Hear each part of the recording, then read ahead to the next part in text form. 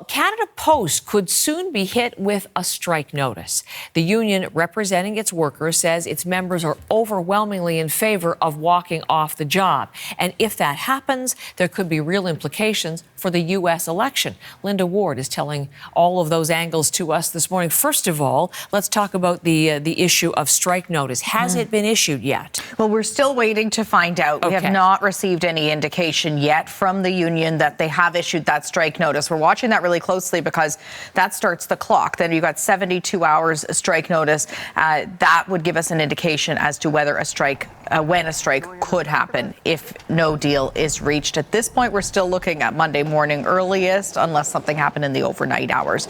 So we've reached out, but we're waiting to find out. Canada Post and CUPW have been negotiating for almost a year now. The union received a 95% strike mandate from its workers.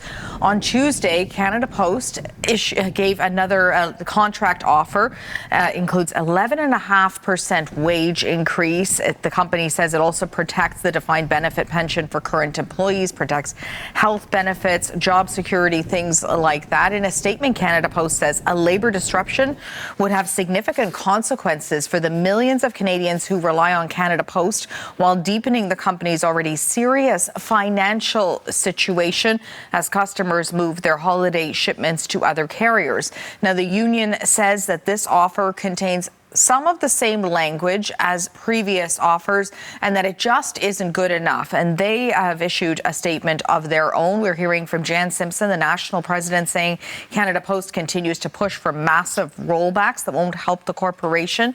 And the union can never accept. Canada Post is asking to gut the collective agreements and for us to trust them to do the right thing. Now, there are always requests for the government to step in when something like this is going on. And we are hearing from the Minister of Labour, Stephen McKinnon, taking to social media saying, negotiated agreements are always the best way forward here. Here's what he said as he left caucus meetings earlier this week.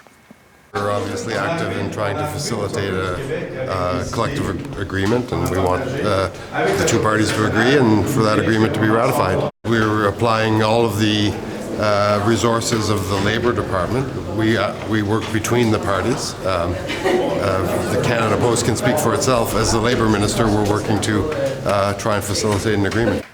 So again, no word on whether any kind of agreement has been reached or whether that strike notice has been issued.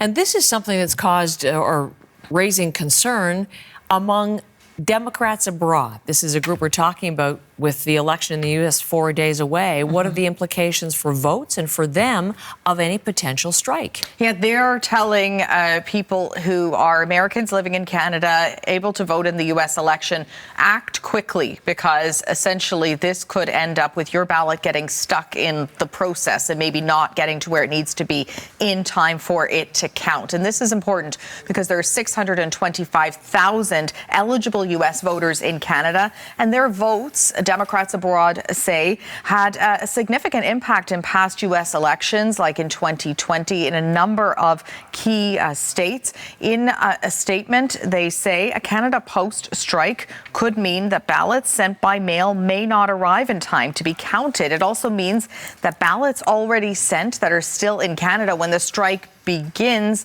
may be affected, so could get caught up again in this labor disruption. Now, it's important to note there are different rules. Some of the U.S. states do allow electronic voting, but a number of them do not. And some of the ones that do not are some of those key battleground states that we've been talking about, Pennsylvania, Georgia, places like Texas, Wisconsin as well, requiring ballots to be returned by mail only. And for those mail-in only states, the advice from Democrats abroad, at least, is use a courier service. They do have a discount code that they're offering for people to send in their ballots with a discount code. Republicans abroad have not issued any kind of advice to voters here in Canada at this point in time. But again, it is too late to use an embassy or a consulate at this point with the election so close, so just a few days away. Okay, Linda, thank you very much. Tracking the latest on the story for us there.